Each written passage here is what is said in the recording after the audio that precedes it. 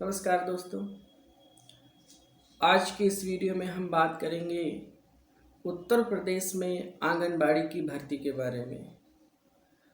वर्तमान समय में हम देख रहे हैं कि बड़ी संख्या में आंगनबाड़ी के पद उत्तर प्रदेश सरकार के द्वारा जारी किए गए हैं, जिन पर अलग अलग ज़िलों में अलग अलग तरह से भर्ती की जा रही है। तो आज के इस वीडियो में हम विस्तार से समझेंगे कि आंगनबाड़ी में भर्ती होने के लिए वहाँ उसमें ज्वाइनिंग लेने के लिए क्या प्रावधान किए गए हैं, उसमें सैलरी कितनी मिलती है, कौन कौन से लोग अप्लाई कर सकते हैं और क्या क्राइटेरिया है। इन सारी चीज़ों के बारे में आज के इस वीडियो में हम चर्चा करेंगे। इसके साथ साथ चर्चा करेंगे कुछ ऐसी बातों पर भी जो कई तरह की भ्रांतियां हैं लोगों में आंगनबाड़ी के लेकर। तो आज आप ये वीडियो शुरू से आखिरी तक पूरा देखें ताकि आंगनबाड़ी भर्ती के बारे में उत्तर प्रदेश में जो भी आपके बारे में सवाल हैं उन सब सवालों का समाधान आज के इस वीडियो में आपको मिलेगा। तो आइए वीडियो को शुरू करते हैं। वर्तमान समय में उत्तर प्रदेश सरकार द्वारा आंगनबाड़ी के जो पद भर्ती के लिए जारी किए गए हैं उसमें 3 पद दिए गए हैं। इसमें सबसे पहला जो पद है वो आंगनबाड़ी कार्यकर्त्री का है और दूसरा पद जो दिया गया है वो है मिनी आंगनबाड़ी कार्यकर्त्री और तीसरा पद आंगनबाड़ी सहायिका का दिया गया है। तो वर्तमान समय में जो भर्ती चल रही है उत्तर प्रदेश में, इसमें 3 पद दिए गए हैं। इसके बाद हम देखते हैं कि इन 3 पदों के लिए क्या शैक्षिक योग्यता है। तो शैक्षिक योग्यता में अगर आप आंगनबाड़ी कार्यकर्त्री या मिनी आंगनबाड़ी कार्यकर्त्री के लिए फॉर्म भरते हैं तो इसके लिए आपको 10th पास होना ज़रूरी है। अगर आपने ग्रेजुएशन और 12th और ग्रेजुएशन भी किया है तो उसको भी आप फॉर्म भरते समय अवश्य उसके अंक उसमें लिखिए ताकि उसका भी बेनिफिट आपको मेरिट बनाते समय मिलेगा। और अगर आपको आंगनबाड़ी सहायिका के लिए फॉर्म भरना है तो उसके लिए क्लास 5th योग्यता है। अगर आपने हाई स्कूल या 12th या ग्रेजुएशन किया है तो उसको भी आप फॉर्म में फिल कर सकते हैं, पर योग्यता क्लास 5th है। इसके बाद अगर हम आयु सीमा की बात करें तो चाहे आंगनबाड़ी कार्यकर्त्री हो, मिनी आंगनबाड़ी कार्यकर्त्री या सहायिका, सभी के लिए जो आयु सीमा निर्धारित है वह 21 से 45 वर्ष होनी चाहिए।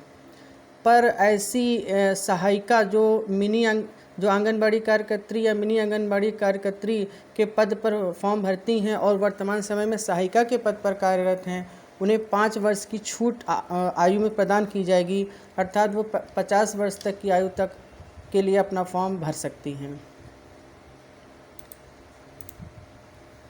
इसके बाद अगर हम अन्य आवश्यक अहर्ताओं की बात करें तो हम उसमें देखते हैं कि यह बिंदु बहुत ही महत्वपूर्ण है जिसे समझना आवश्यक है। यहाँ पर हम देखें कि जो भी चयन आंगनबाड़ी में किए जाएंगे वह किस आधार पे किए जाएंगे। सबसे पहले चयन में यह देखा जाएगा कि जिस क्षेत्र में चयन होना है वहाँ कोई सहायिका तो कार्यरत नहीं है। अगर कोई सहायिका कार्यरत है तो और वह 5 वर्ष से अधिक समय से कार्यरत है, हाई स्कूल पास है, तो उसका चयन ही आंगनबाड़ी कार्यकर्त्री के पद पर किया जाएगा। अगर उस क्षेत्र में कोई सहायिका उपलब्ध नहीं है, ऐसी स्थिति में उसी ग्राम सभा में, और अगर शहरी क्षेत्र में आप रहते हैं तो उसी वार्ड में गरीबी रेखा से नीचे जीवन यापन करने वाली विधवा, तलाकशुदा या परित्यक्ता जो महिला हैं उनका चयन करा जाएगा। अगर उसी वार्ड या ग्राम सभा में भी ऐसी कोई महिला उपलब्ध नहीं है तो ऐसी स्थिति में फिर उसी ग्राम सभा में, अगर ग्रामीण क्षेत्र है और शहरी क्षेत्र में उसी वार्ड में गरीबी रेखा से नीचे जीवन यापन करने वाली जो महिलाएं हैं उनका चयन किया जाएगा। अब यह बात आती है कि गरीबी रेखा का निर्धारण कैसे होगा। तो शहरी क्षेत्र में जिन महिलाओं के पारिवारिक आय 1 वर्ष की 56,400 रुपये से कम है वह गरीबी रेखा के नीचे आएंगे, और ग्रामीण क्षेत्र में जिन परिवारों की आय 48,000 रुपये से कम है वह गरीबी रेखा के नीचे आएंगे। तो अगर गरीबी रेखा से नीचे की कोई महिला उसी वार्ड में या शहरी क्षेत्र में वार्ड में और ग्रामीण क्षेत्र में ग्राम सभा में उपलब्ध है तो उसका चयन किया जाएगा। यदि ऐसी भी कोई महिला उपलब्ध नहीं है तो ऐसी स्थिति में ग्राम सभा में यानी ग्रामीण क्षेत्र में ग्राम सभा में और शहरी क्षेत्र में उसी वार्ड में गरीबी रेखा से ऊपर जो महिलाएं जीवन यापन कर रही हैं उनका चयन किया जा सकता है। अगर कोई ऐसी महिला भी उपलब्ध नहीं है जो गरीबी रेखा से ऊपर का उस वार्ड में मिलती है तो उस वार्ड के बाहर फिर जो महिलाएं निवास कर रही हैं उनका भी चयन किया जा सकता है। अब जान लेते हैं कि इसकी चयन प्रक्रिया क्या है। देखिए, चयन प्रक्रिया के संबंध में सबसे महत्वपूर्ण है कि इसमें कोई भी रिटन एग्जामिनेशन नहीं होना है। जो भी आपका चयन होना है वो मेरिट के आधार पर होना है। मेरिट के आधार पे मतलब आपका, अगर आप सहायिका के लिए फॉर्म भरते हैं तो क्लास 5th की जो आपका मेरिट है उसकी मेरिट बनेगी। अगर आप आंगनबाड़ी कार्यकर्त्री या मिनी आंगनबाड़ी कार्यकर्त्री के लिए फॉर्म भरते हैं तो उसके लिए क्लास 10th 12th और ग्रेजुएशन के मेरिट के आधार पर चयन किया जाएगा। अगर हम वेतन की बात करें तो वर्तमान समय में जो वेतन मिल रहा है वह आंगनबाड़ी कार्यकर्त्री को लगभग 6 से 7 हज़ार के बीच में मानदेय मिलता है और इसके बाद में मिनी आंगनबाड़ी कार्यकर्त्री को जो मानदेय मिलता है वह है 4,000 से 5,000 के बीच में और आंगनबाड़ी सहायिका को जो मानदेय मिलता है वह 3,000 से 4,000 के बीच में है। अब बात करते हैं आंगनबाड़ी कार्यकर्त्री के कार्यों की। यदि आपका चयन आंगनबाड़ी में हो जाता है तो आपको कौन कौन से कार्य इसमें संपादित करने होंगे। देखिए, सबसे जो इसका प्रमुख कार्य है वो, अगर आप ग्रामीण क्षेत्र में हैं तो आपकी ग्राम सभा और शहरी क्षेत्र में आपके वार्ड के जो छोटे बच्चे हैं उनकी प्रारंभिक शिक्षा आपको यहाँ पर प्रदान करनी होती है। मतलब लगभग 5 वर्ष तक की आयु के जो बच्चे हैं उनकी प्रारंभिक शिक्षा आंगनबाड़ी केंद्रों पर होती है। दूसरा जो कार्य है वह है जो आपके ग्राम सभा या वार्ड में जो बच्चे हैं उनके स्वास्थ्य संबंधी जानकारी एकत्र करनी होती है। और तीसरा जो कार्य है वह जो भी बच्चे हैं आपके क्षेत्र में, ग्रामीण क्षेत्र या वार्ड में, तो सरकार जो आपको पोषक आहार प्रदान करती है वह उसका वितरण अपने क्षेत्र के बच्चों में करना होता है।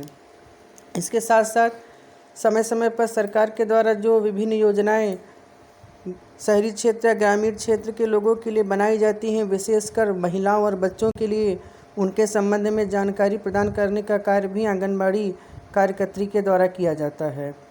और जो भी अन्य योजनाएं लोगों के हित के लिए बनाई जाती हैं सरकार के द्वारा, उसमें भी यदि आवश्यकता होती है तो आंगनबाड़ी कार्यकर्त्री और सहायिकाओं को इसमें अपनी भागीदारी करनी होती है। तो यह कुछ प्रमुख कार्य हैं जो आंगनबाड़ी केंद्रों के द्वारा संचालित किए जाते हैं। अब अगर आप आंगनबाड़ी का फॉर्म फिल करना चाहते हैं तो उसके लिए क्या आवश्यक आपको डॉक्यूमेंट्स क्या ज़रूरत पड़ेंगे वो हम देख लेते हैं। सबसे पहले आपको आपके आधार कार्ड की आवश्यकता होगी। दूसरा हम देखते हैं क्लास 5th की मार्कशीट चाहिए अगर आप सहायिका के लिए फॉर्म भर रहे हैं। अगर आप सहायिका के लिए फॉर्म भरते हैं तो आपके लिए क्लास 5th की मार्कशीट होना आपके लिए ज़रूरी है। अगर आप आंगनबाड़ी कार्यकर्त्री या मिनी आंगनबाड़ी कार्यकर्त्री का फॉर्म भरते हैं तो उसके लिए आपके पास क्लास 10th आपको पास होना ज़रूरी है, मतलब क्लास 10th की मार्कशीट होनी चाहिए। इंटरमीडिएट की मार्कशीट और स्नातक की मार्कशीट आवश्यक नहीं है, पर अगर आप इनको लगाएं तो आपके लिए बेहतर होगा, क्योंकि जो मेरिट सूची तैयार होनी है, अंतिम मेरिट सूची, उसमें इनके अंकों को भी सम्मिलित किया जाएगा। अर्थात जिन्होंने इंटरमीडिएट या स्नातक की मार्कशीट लगाई है उनको वरीयता मिलेगी। इसके अतिरिक्त जो महत्वपूर्ण पेपर्स हैं उनमें है आपका जहां रहते हैं वहां का मूल निवास आपका होना चाहिए, जो कि तहसील के द्वारा जारी किया गया मूल निवास होता है। आय प्रमाण पत्र भी तहसील से जारी होना चाहिए। और अगर आप आरक्षित वर्ग में आते हैं, मतलब OBC SC ST आरक्षित वर्ग में हैं, तो आपके पास जाति प्रमाण पत्र भी अवश्य होना चाहिए। इसके साथ साथ एक फ़ोटो और आपका साइन भी होना चाहिए। तो यह कुछ आवश्यक पेपर्स हैं जो आपको फॉर्म भरते समय आपके पास अवश्य होना चाहिए। इसके बाद ही आप फॉर्म भर सकते हैं। तो आज का यह वीडियो आंगनबाड़ी के जो मुख्य बिंदु हैं उन पर बनाया गया है। आपको ये वीडियो कैसा लगा यह ज़रूर बताएं, और अगर आपका आंगनबाड़ी के संबंध में कोई सवाल है तो उसको भी अवश्य कमेंट बॉक्स में लिख करके पूछें, उसका भी जवाब शीघ्र ही दिया जाएगा। धन्यवाद।